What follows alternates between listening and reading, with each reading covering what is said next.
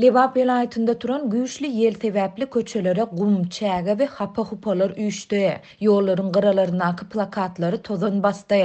Bu tebii hadisa vice-premier Serdar Berdimuhammedowyň saparyna berk taýýarlyk görýän Lewabyň häkimiýetlerini iki işle etdi. Vilayetin cemaat hojalygyna değişli edaralaryň işgärleri giýjesi bilen ýatman Türkmenabad şäheriniň köçelerini gaýtadan syryp süpürüp ýuwup ardyp gerek yerlerinde awatlaýyş işlerini geçirdiler.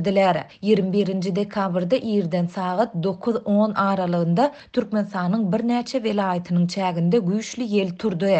Balkan, Mara we Lewap vilayetlerine habarçylarymyz güýçli ýeliň gumuň tozan bölekleri bilen garşyp gelendigini we gysga wagtyň içinde daş töregi tozanly howanyň gurşap alandygyny aýtdylar. Lewapda habarçymyz munyň netijesinde ýakyn aralygy görüp bolmandygyny we köp adamyň daşarda dem almakda kynçylyk çekendigini habar berýär.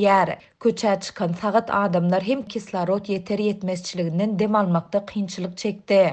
Alergiyası bar adamların köpüsü öýden çykmady diýip efirde atlandyrylmasydlygyny soran Türkmenabadly ýaşaýjy habarçymyza gurrun berdi. Habarçymyz güýçli ýel sebäpli Türkmenabadyň ähli köçelerini çäge basandygyny, olary arasalamak işlerine cemaat hojalygyna değişli edaralaryň işgärleriniň çeklendigini hem aýtdy. Ýönol esasy ünsüň bir tarap Türkmenistan köçesine gönükdirilendigini belledi. 21 dekabrda giýişlik saat 7-den başlap resmiler ähli tagallalaryny şu köçe gönükdirdi. İşgärleriň tas ählisini şu ýola çykardylar. Olar ýerden ýagny 22 dekabrda ýol arasa bolmaly diýdiler. Sebäbi 22 dekabrda vilayete prezidentiň ogly Serdar geldi. İşgärler tutuş giýje ýatman köçäni we onuň töweregini arasaladylar diýip ýagdaýdan habarly bir çeşmämiz habarçymyza gurrun berdi. Bellesek mali ykdysadyýet toplumuna gödökçilik edýän vice-premier Serdar Berdimuhammedow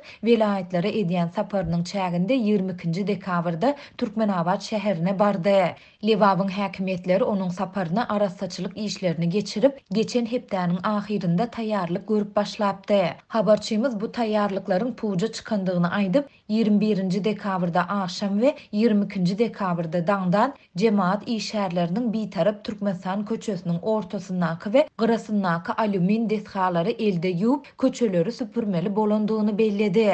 Ýollary suwlayan ýörite ulaglar ýagny suw çelekleri daň atýança köçä suw sepdiler. Aeroportda prezidentiň suraty atylan daşy çüýşe bilen örtülen giýjelerine ışık bilen ýagtylandyrylýan diýbar hem elde ýuwuldy. Güýçli ýelden soň saat 21:50 töweregi ýyldyrym çakdy we Türkmenabad şäherinde çärjüw etrafynda gysga wagtlaýyn ýagyş ýagdy. Habarçymyz şäheriň käbir ýollaryny şol sanda Niýazow köçesine arasalamak işleriniň henüz hem dowam edýändigini aýdýar. Güýçli ýeliň ýetiren ziýanynyň gerimi barada häzirlikçe dolu maglumat el yeterli däl. Adatlyk bu barada Lewap vilayet häkimliginden goşmaça maglumat ýa kommentari hem alyp bilmedi. Ýöne 21 dekabrda Balkannak habarçymyz vilayetiň Bereket we Serdar etrap häkimlikleriniň orta mekteplerde we idara kärhanalarynda duşuklary geçirip güýçli ýel barada duýduruş berendigini habar berdi. Häkimligiň işgärleri 21-24 dekabrda güýçli ýeliň bolmagyna garaşylýandygyny aýtdylar.